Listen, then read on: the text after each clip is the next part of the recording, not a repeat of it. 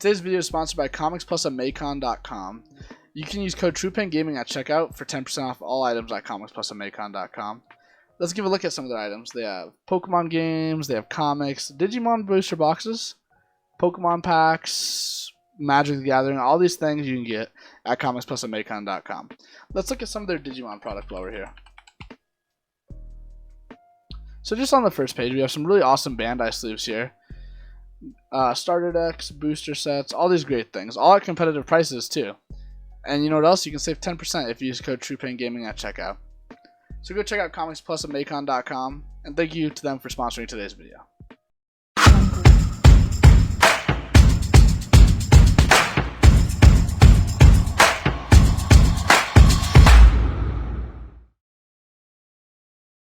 What's going on, Digidustins? It's your boy TruePenGaming back at it again with another Digimon video today. Today I have my boy Diego, aka Battle, aka HG Battle, aka Battle of the Butts. You know, the beast. All right, this man's topped a lot of tournaments. He got 5th place at Carta Magica this weekend with Maste Lordknight. And I'm just gonna let him take it away and run the deck profile. So this field is yours, Diego. Okay, so we're just gonna start it off very simple. I play 4 Pikmon, standard, in Lordknight. The -1 DP is very important. Then Koromon, because best thing we have that mimics Pikmon. For rookies, I play 2 Promo Patamon, 2 Cutemon, 3 Bushiagumon, 3 Postmons, and 4 Starmons. I don't play Loosemon because I couldn't find a space for it for my current build. I went for Patamon instead. It basically acted like the same thing the entire day. Plus, like I could evo over it, so I don't think I missed the rookie the entire. No, I missed the rookie once in the entire day, so the ratios worked pretty well for me. The Cutemon came up a lot. Helped a lot against green. Helped a bunch against Imperial. They basically couldn't do anything about it. 3 Bushi, because we're playing the Match Day version, so Match Day just acts like a 4th Bushi, in theory. Same logic with Postmon and 4 Starmons, because we always want to see it, because he's basically one of the best removals in the game. For our champions, we play 11. I play 3 Unimon, 4 Tarui, 4 Pyro. I don't play Gladiamon. I feel like that card's really bad, and it's mostly a trap. I actually Uni kind of underperformed for this event. It helped a lot against the mirror. Destroyed rogue deck. It would have destroyed rogue decks like Shaman, and it really helped against green too. So I was actually thinking of moving maybe Tarui down to 3, and then play 4 Unimon and then 4 Pitamon to make the Rookie Rush matchup even better, and those counter matchups and mirrors a lot easier. For champions, I play the standard 4 Knightmon, the 3 War Growl, and the 200 Woman. I went for 100 Woman instead of any other type of tech level 5 because Mastemon really abuses her. She allows for degenerate OTKs, or one-hit combos. And she just, this actually come out a lot against the mirror when, if I went second, and their Lord Knight started pressuring me first, a lot of the times I would just blinding to not even bring out not only to bring out my Lord Knight, but to have an extra body on board with Andrew Woman's effect, so I could get the -3 off Pikmon and do the Knightmon / rookie to become bigger than their Lord Knight and then wipe stuff on their board at the same time and basically take over the game from there. For level 6s, we play obviously the 4 Lord Knight, can't play less than that. Card should not exist. 2 Mastemon and then 1 Slash. I like this ratio a lot. I thought like going the 3 Mastemon is nice, but I always like the options of just basically one-shotting a level 6 in the game. And it came up a lot. I would probably keep these ratios as is. Slash came up when he needed, and he performed exactly how I wanted him to. And Mastemon just did her thing. Really helped against security control matchups, so I saw it 2 times in that event. And Lord. For level 6s, I went 1 Balderon and 2 defeat. Balderon is sort of bad because you don't ever want to pass your opponent on a lot of memory. He's only ever good if you have TK and you're set at 3. Because if you give them 6, even if you pop their entire board, they're just gonna rebuild in the raising, and basically make your entire point mute. And you never want to evolve over Lord, because Lord just, if you have 1 Lord swing and that Lord stays and lives for the next turn, you basically already won the game. Because that's just like 4 bodies on board plus like a 15k beater, plus the guy in raising. It's way too much pressure. So I kept Lord at 1. He worked perfectly at 1, and he came up when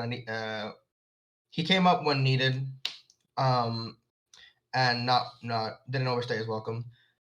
Defeat was a really weird card the entire tournament. He actually only ever came up in security in my last match, where he came up really clutch for lethal when I checked in security. But apart from that, I think I only ever used his effect to pop rookie twice. Not a rookie, a tamer.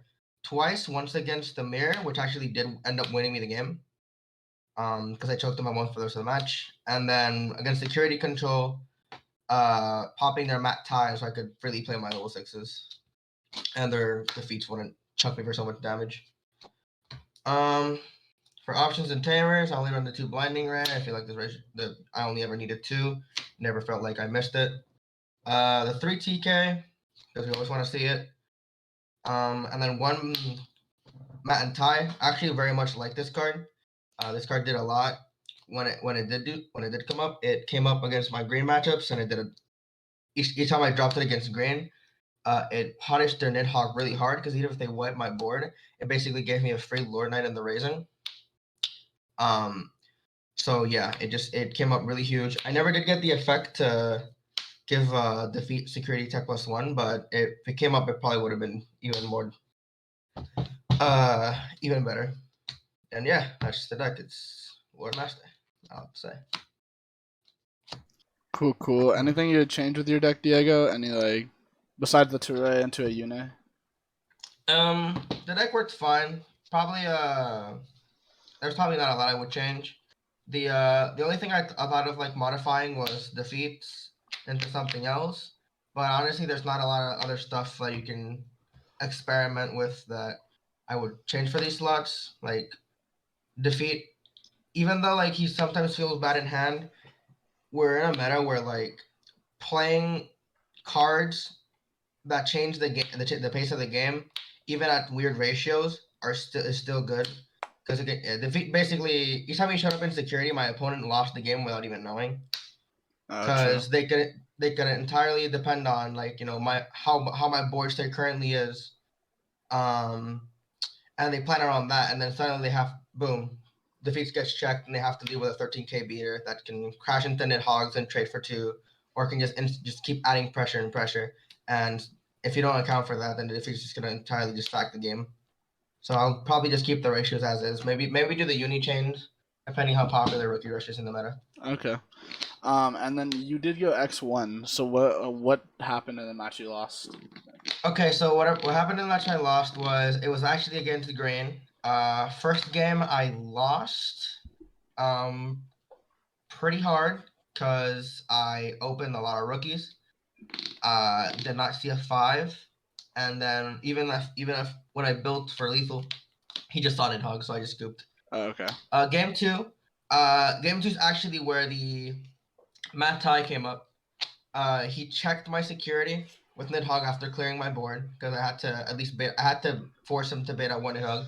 He checked in security, and I checked Matt tie, and Matt tie plus TK basically gave me a free Lord and raising. Mm-hmm. So he couldn't really swing with Nidhogg anymore, because he would just lose the Nidhogg, and he would take too much time building back up. So where if he passed the turn again, I would go back up to 5 and keep going wider and wider and make basically his board irrelevant to me. Okay. And then game 3 was really close. I hard dropped Cubemon as fast as I could, and then forced him to Nidhogg it. And the only thing that would save him from clearing that board, because it was a Nidhogg, but I had a standing Lord Knight plus a rested guy. Yeah. The only thing that would win that match would be an HPD into one of the Chaos Mons. And that's exactly what happened. He HPD'd into one of the Chaos Mons and then cleared my entire board, and there's not a lot you can do against that. Yeah. So that was the only match I lost, 1-2. Yeah. Okay. It was actually to the third place player, Okay. I believe. So well, not bad. Yeah, that's not bad. Well, cool. Thank you for the deck profile. And like I said, chat. He was playing Master Lord, so yeah, he's on H Gaming. So go check out the team channel. So, any final comments, Diego? Nah. Hopefully I perform well in Nats when that time comes, and hope to see you in another topping profile. Thank you. All right, good luck, Diego and Nats. Thank you guys so much for watching today's video. Thank you, Diego, for the deck profile. Don't forget to like, subscribe, and check out my other videos. I'll see you next time.